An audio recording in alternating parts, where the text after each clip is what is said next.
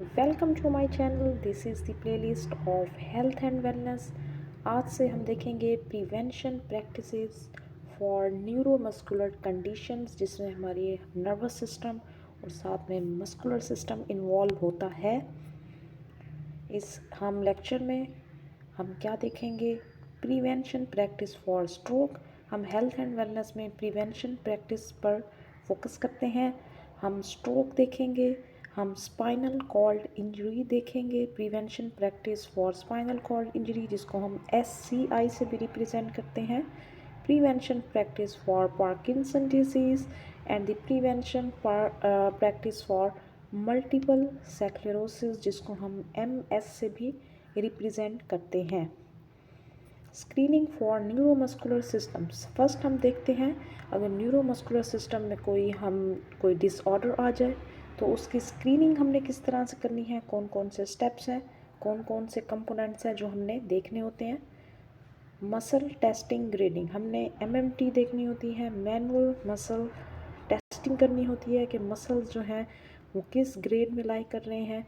DTRs देखने होते हैं, डीप टेंडन रिफ्लेक्सेस देखने होते हैं, हमने सुपरफिशियल रिफ्लेक्सेस देखने होते हैं। पेशेंट के हमने डर्माटोम एंड मायोटोम देखने होते हैं। डर्माटोम क्या होता है कि अगर एक नर्व जो है वो एक segment, this is the segment of skin और ये इसको सप्लाई कर रही है एक नर्व, तो this is the dermatome.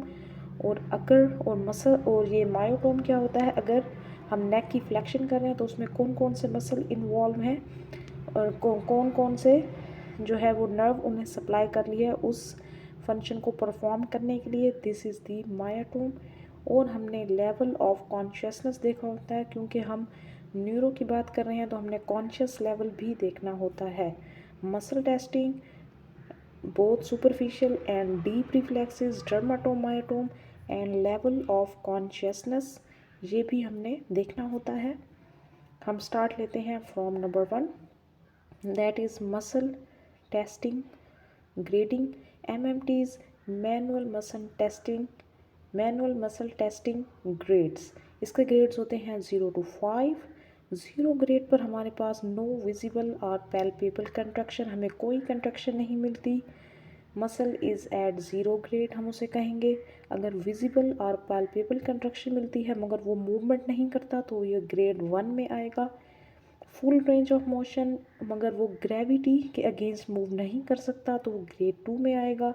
Full range of motion है मगर अगेंस्ट ग्रेविटी भी वो मसल मूव कर सकता है तो वो ग्रेड 3 में आएगा। ऐसा ऐसा स्ट्रेंथ मसल की इंक्रीज़ हो रही है, ठीक है, जैसे जैसे हम नीचे आ रहे हैं। 4, full range of motion against gravity और मॉडरेट रेजिस्टेंस भी अगर जो है वो करें तो इट्स ओके, ठीक है। और 5th पे हमारे पास फुल स्ट्रेंथ है, full range of motion against gravity, maximum resistance, ठीक है। अगर कोई रेजिस्टेंस भी दे थेरापिस्ट या कोई भी पर्सन या किसी भी एक्सटर्नल ऑब्जेक्ट से तो मसल ठीक वर्क कर रहा है। इस मीन्स यहाँ पे बिल्कुल ही मसल वर्क नहीं है 0 पे, और नंबर 5th पर जो है वो मसल की फुल स्ट्रेंथ है, ठीक है। नेक्स्ट सेकंड पैरामीटर जो हम देखते हैं, deep tendon reflexes. Common deep tendon reflexes हम कौन कौन से देखते हैं? हम जा रिफ्लेक्स देखते हैं और इसकी स्टिमुलेशन हम मैंडिबल पे करते हैं। नॉर्मल रिस्पॉन्स क्या होगा कि माउथ क्लोज हो जाएगा, ये हम रिफ्लेक्स हैमर के थ्रू देखते हैं, ठीक है। और इसमें जो है वो सेंट्रल नर्वस सिस्टम सेगमेंट की बात करें तो क्रेनियल नर्व 5 को हम देखते हैं। नेक्स्ट हम बाइसेप्स को देखते हैं, इसका हम site of stimulation biceps tendon के ऊपर हैमर को हिट करते हैं, ठीक है। और इसका नॉर्मल रिस्पॉन्स आएगा, बाइसेप्स कंट्रैक्ट करेगा मीन्स के एल्बो बेंड होगी। और इसका जो हम सेंट्रल नर्वस सिस्टम सेगमेंट है हमारा वो C5 C6 है। C5 C6 जो है वो एक्चुअली बाइसेप्स मसल को सप्लाई करती है। ब्रेकोरेडियलस में हम क्या देखते हैं? ब्रेकोरेडियलस टेंडन पे हम इसकी साइट ऑफ स्टिमुलेशन है, इसमें ये होगा कि एल्बो फ्लेक्शन होगी तो हम समझेंगे इट्स ए नॉर्मल रिस्पॉन्स और प्रोनेशन ऑफ फोर आर्म। और इसकी भी जो है वो सेगमेंट C5 C6 नर्व है। ट्राइसेप्स के अंदर हम जो है वो distal triceps tendon above the olecranon process हम हिट करते हैं रिफ्लेक्स हैमर से। और एल्बो एक्सटेंशन या मसल कंट्रक्शन जो होगी हम समझेंगे ये नॉर्मल रिस्पॉन्स है, इसमें हम रूट वैल्यू C7 C8 देखते हैं। नेक्स्ट पेटेला है, पेटेलर टेंडन पे हम इस जो है वो हिट करेंगे हैमर से और लेग एक्सटेंशन होगी तो ये नॉर्मल रिस्पॉन्स होगा। और इसकी nerve root value L3 L4। Medial जो है वो हैमस्ट्रिंग वो हम सेमी मेम्ब्रेनोसस टेंडन पे लगाएं, इसको हिट करेंगे और इसकी जो है वो नी फ्लेक्शन जो है वो होगी। और लेटरल हैमस्ट्रिंग पे हम बाइसेप फेमोरस टेंडन पे हिट करेंगे और इसमें भी नी फ्लेक्शन जो है नॉर्मल रिस्पॉन्स होगा। मीडियल के अंदर L5 S1 और लेटरल के अंदर S1 and S2 nerve segment को चेक करते हैं। टिबियालिस पोस्टीरियर की बात करें तो ये tibialis posterior tendon behind the medial epicondyle present होता है, वहाँ पे हिट करेंगे।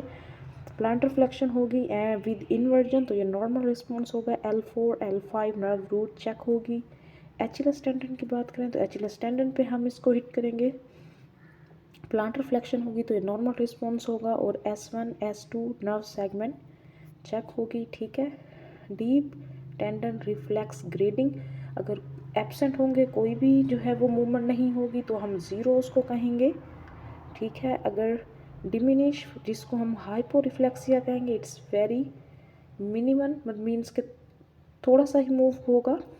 और 2 पे हमारे पास एवरेज है तो ये नॉर्मल है, 2 पे हमारा नॉर्मल है, ये MCQs पॉइंट ऑफ व्यू के लिए इम्पोर्टेंट है। और एक्सैजरेटेड अगर एक अचानक से एक झटका लगता है, ब्रिस्क रिस्पॉन्स आता है तो एक्सैजरेटेड हम कहेंगे ये 3 है। और 4 पे हम क्लोनस देखेंगे, मीन्स के हैमर को हिट करने के बाद भी वो जो है वो मूवमेंट होती रहेगी। वेरी ब्रिस्क जिसको हम कहेंगे हाइपर रिफ्लेक्सिया और ये जो है वो ग्रेड 4 में आएगा। 2 हमारे पास है नॉर्मल। सुपरफिशियल रिफ्लेक्सेस हम कौन से चेक करते हैं? Upper abdomen, lower abdomen, cremasteric, plantar, gluteal and anal. Upper umbilical में अम्बलाइकल्स मूव अप, ठीक है, and toward area being stroke T7 to T9, इसमें हम चेक करेंगे नर्व सेगमेंट होगा। लोअर एब्डोमेन में अम्बलाइकल मूव डाउन, ठीक है, एम्बलाइकल से नीचे की तरफ हम मूव करेंगे and towards area being stroke T11 T12 check करेंगे। क्रीम स्टेरिक के अंदर सेक्रोटम की एली जब एलिवेट होगा तो means it's a normal response, इसमें T12 L1 नर्व सेगमेंट है।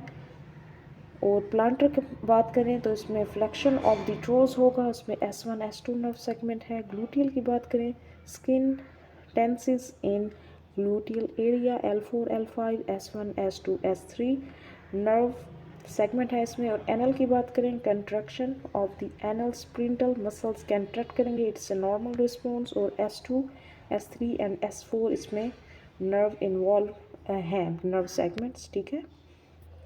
नेक्स्ट हम बात करें, it's very important, dermatome and myotome, ठीक है। C4 नर्व रूट सप्लाई करती है कॉलर रीजन पे, C5 जो है वो लैटरल शोल्डर पर, C6 थंब पे, C7 C8 is on the pinky finger, C7 हमारी ये हैंड को ही सप्लाई करती है। T4 जो है वो T7 ज़ाइफाई प्रोसेस तक हमारी सप्लाई करती है। T10 जो है वो बेली पे। और L4 हमारा इनग्वाइनल लिगामेंट, L1 L4 जो है वो medial malleolus, L5 top of the foot and the S1 वो हमारे हील एरिया पर सप्लाई करती है। तो ये सब जो है वो नर्व, एक जो है वो नर्व जितने स्किन के एरिया को सप्लाई करती है उसे हम कहते हैं ये, ठीक है। मायोटोम में क्या होता है हमारे पास, अब C5 है, ये नर्व रूट है, ये हमारे शोल्डर की एबडक्शन करवाता है। जो डेल्टॉइड है इसको C5 नर्व रूट सप्लाई करती है, C5 C6 एक्सिलरी नर्व, ठीक है। तो ये हमने मूवमेंट से देखना है। C6 जो है वो elbow flexion, C7 elbow extension, C6 में हमने अभी पढ़ा ब्रेकोरेडियलिस एंड बाइसेप्स का हम जो है रिफ्लेक्स देखते हैं। C7 में एल्बो एक्सटेंशन जो कि ट्राइसेप्स था, wrist flexion, C8 flexor digitorum superficialis, T1 finger abduction, ठीक है। फिंगर एबडक्शन जो है वो कौन करवाता है, डॉर्सल इंट्रोशियाई। और DAB tap, D for dorsal and AB for abduction, L2 hip flexion iliopsoas, L4 knee extension quadriceps femoris, L5 dorsiflexion TBLS anterior and the S1 वो क्या करवाता है हमारे पास, plantar flexion that is the gastrocnemius. Dorsiflexion को करवा रहा है, TBLS एंटीरियर, ये सारे आपने रिमेंबर रखने हैं, ठीक है। प्लांटर फ्लेक्शन, गैस्ट्रोस्नीमियस, सोलियस, ठीक है। लेवल ऑफ कॉन्शियसनेस, इसके लिए हमारे पास ग्लास्को कोमा स्केल है, इससे हम चेक करते हैं। इसका मिनिमम लेवल 3 होता है, ये आपने याद रखना है। नन पे देखें 1 है, यहाँ भी नन पे 1 है, यहाँ भी नन पे 1 है, तो मिनिमम इसका 3 होगा। ये अक्सर MCQs में पूछते हैं इसका मिनिमम 0 होगा या 3, तो ये 3 होता है। अब इसके अंदर हमारे पास 3 चीज़ें आती हैं, eye response, verbal response and motor response. Total score इसका 15 होता है। अगर आइज़ स्पॉन्टेनियसली ओपन करता है तो उसको हम 4 रेटिंग देंगे। अगर हम कोई एक्सटर्नल स्टिमुलस, हम स्पीच कुछ बोलते हैं तो 3 उसका आएगा, पेशेंट के 3 रिस्पॉन्स आएगा। और अगर पेन से पेशेंट जो है वो आई ओपनिंग करता है, इट्स 2, और अगर वो ओपनिंग करता ही नहीं है, नो रिस्पॉन्स, तो 1 आएगा। प्रॉपर रिस्पॉन्स की बात करें, ओरिएंटेड पर 5 रिस्पॉन्स है, कंफ्यूज पर 4 है, इनअप्रोप्रिएट 3, इनकम्प्रीहेंसिबल पर 2।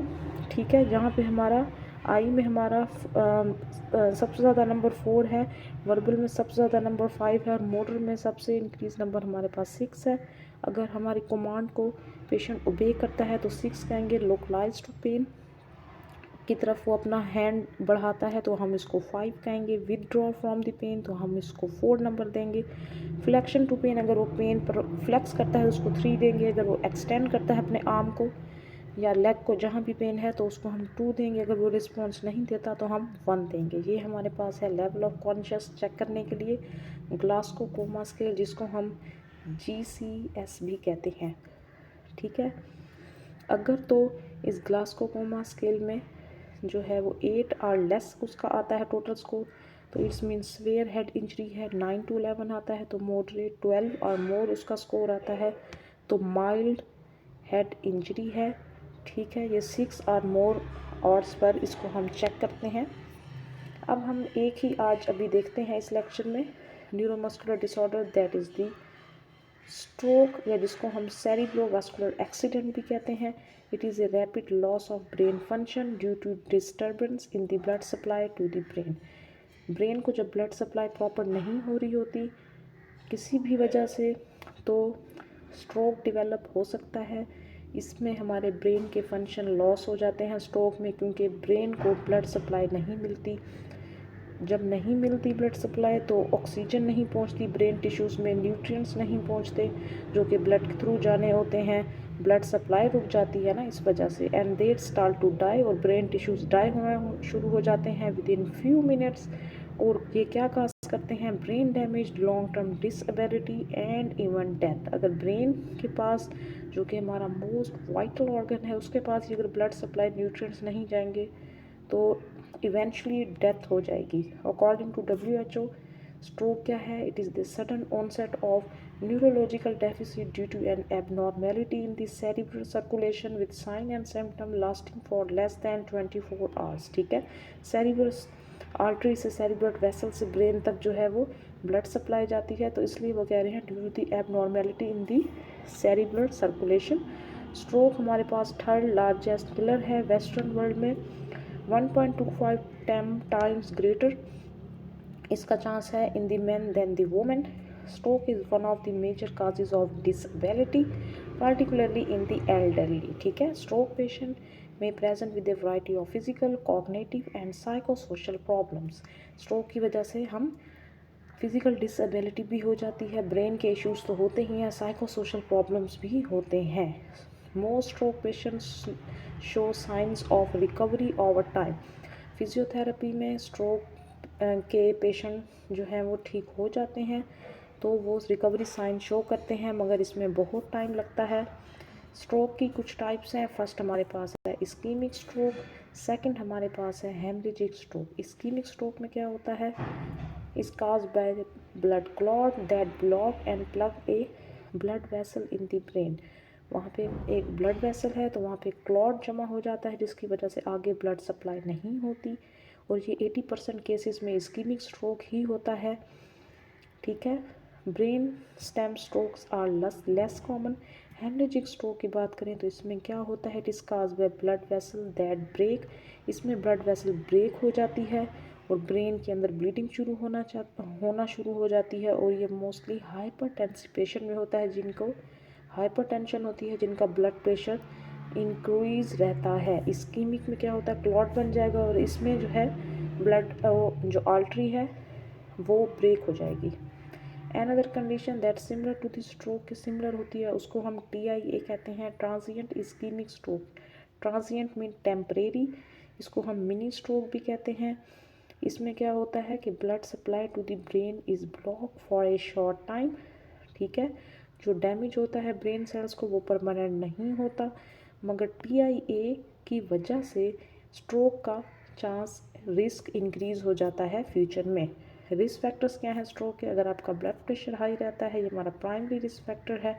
डायबिटीज़ है, हार्ट डिजीज़ है जिसमें आर्टीरियल फिब्रिलेशन है, जिसमें हार्ट बीट आपकी ज़्यादा रहती है, या अदर हार्ट डिजीज़ हैं जिनमें क्लॉट बन जाता है, वो हमें स्ट्रोक काज कर सकती हैं। Smoking is a risk factor. Personal और a family history of stroke, elder age के अंदर इसका रिस्क ज़्यादा है। Race and ethnicity affect, African American में इनका रिस्क ज़्यादा है, जो अल्कोहल यूज़ करते हैं, जो ओबीज़ हैं और जो फिज़िकल एक्टिविटी नहीं करते। ये सारे रिस्क फैक्टर्स बहुत इंपॉर्टेंट हैं, ये आपने नोट डाउन करने हैं। साइन एंड सिम्टम्स क्या होंगे? सडन वीकनेस और numbness of the face, arm and leg, specially one side of the body. Sudden confusion, troubling speaking, understanding, patient को समझ नहीं आएगी, ठीक है, कन्फ्यूजन रहेगी, क्योंकि ब्लड जब ब्रेन पे नहीं जाएगा तो इस तरह की कंडीशन होती हैं। Sudden trouble seeing in one और बोथ आइज, उसको देखने में मुश्किल होगी। Trouble walking, dizziness, loss of balance, coordination, ठीक है। जब ब्रेन ही ठीक वर्क नहीं करेगा तो उसकी कोऑर्डिनेशन कुछ भी ठीक नहीं रहेगा। Severe headache with no known cause, ठीक है। स्ट्रोक के लिए हमारे पास एक निमोनिक है, बी फास्ट, ये आप देख सकते हैं। बी फॉर बैलेंस, मैंने आपको बताया बैलेंस ठीक नहीं रहेगा। आइज़ उनकी विजन ब्लर रहेगी। फेस उनका जो है वो कह लें कि उन्हें समझ नहीं आएगी, उनसे बोला नहीं जाएगा। आर्म की बात करें तो एक आर्म में जो है या दोनों में ही नमनेस, वीकनेस होगी। स्पीच उनकी इफ़ेक्ट होगी। And there is a time to call for emergency, ठीक है। ये है हमारे पास बी फास्ट देखने के लिए टू स्पॉट ए स्ट्रोक।